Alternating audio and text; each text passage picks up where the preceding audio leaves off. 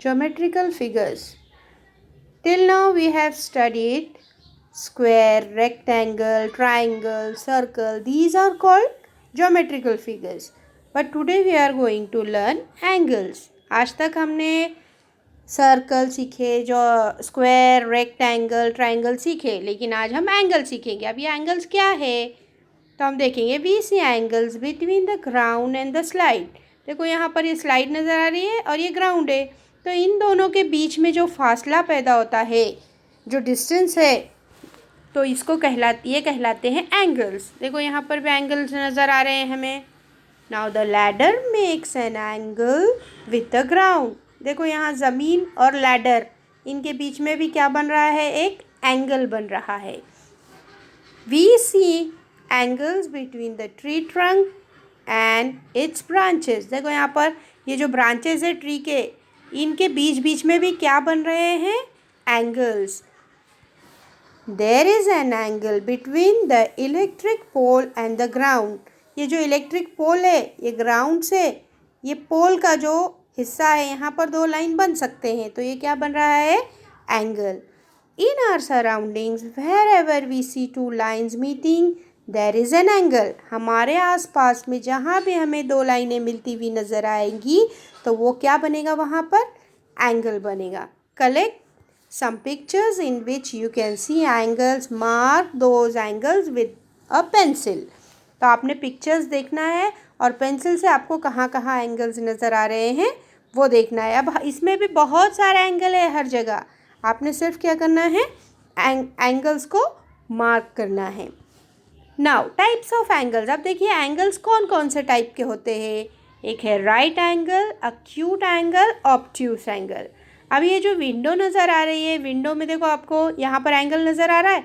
इस तरह हर चारों कोनों में एंगल बनेंगे बच्चों. तो इस विंडो में आपको जो एंगल नज़र आ रहा है उसे कहते हैं राइट एंगल. क्या कहते हैं, राइट एंगल, जो स्ट्रेट है एकदम. Two adjacent slides of a book make a right angle. देखो अब यहाँ पर बुक के भी जो ये हिस्से हैं, यहाँ पर जो नज़र आ रहे हैं लाइन, ये भी है, ये भी, चारों कोने में भी एंगल बनेगा बच्चों. ये एकदम कैसे है, स्ट्रेट है, तो इसे कौन सा एंगल कहते हैं हम, राइट एंगल. अब देखो ये दो क्लॉक है, इसमें 9 o'clock है, इसमें 3 o'clock है. तो ये जो इनके हैंड्स है, बिग एंड स्मॉल हैंड, वो झुके हुए नहीं है, बिल्कुल स्ट्रेट है. इनके अंदर देखो स्ट्रेट वाला एंगल बन रहा है. तो जो भी स्ट्रेट वाला एंगल होगा वो कौन सा कहलाएगा, right angle.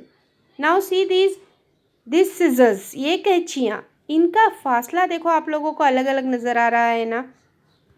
In this picture alongside there is a right angle between the two blades of the scissors. ये जो दो ब्लेड है कैंची के, इनके बीच का जो फासला है वो एकदम स्ट्रेट है देखो. तो ये कौन सा कहलाता है, राइट एंगल कहलाएगा. अब यहाँ पर फासला कम हो गया तो ये कहलाएगा acute angle. An angle which is smaller than right angle is called an acute angle. जो किससे कम है, राइट एंगल से कम है, वो क्या है, अक्यूट एंगल. अब यहाँ पर फासला बढ़ गया है कैंची का. An angle that is bigger than right angle is called obtuse angle. जो राइट एंगल से बड़ा फासला होता है वो क्या कहलाता है, ऑब्ट्यूज एंगल. तो ये इतना कंफ्यूज ना होते हुए सिर्फ आपने 3 बातें याद रखनी है, a right angle, an acute angle and obtuse angle. ये 3 बातें आपको स्पेलिंग के साथ लर्न होना ज़रूरी है. अब देखिए बच्चों, आपका ये प्रैक्टिकल वर्क है. आपने अपने हाथों के ज़रिए आपने याद करना है. ये क्या है, राइट एंगल. ये आपका हाथ कान से लगा हुआ एकदम स्ट्रेट है. आपका ये राइट हैंड शोल्डर से एकदम स्ट्रेट है. तो ये कौन सा एंगल कहलाता है, right angle. Now next one is acute angle. देखो अब फासला कम हो गया, हमने कान की तरफ से हाथ हटा दिया. This is called an acute angle. Now the third one is obtuse angle. यहाँ पर हमारा हाथ का फासला क्या हो गया है, बढ़ गया है. तो ये क्या कहलाएगा, ऑब्ट्यूज एंगल. तो आपने क्या करना है बच्चों, आपने वीडियो बनाकर ये तीनों नाम याद करना है और हाथों के ज़रिए आपने प्रैक्टिकल वर्क करके बताना है और लाइन भर के ये तीनों स्पेलिंग लिखना है. एक पेज में एक स्पेलिंग. और इसकी इमेज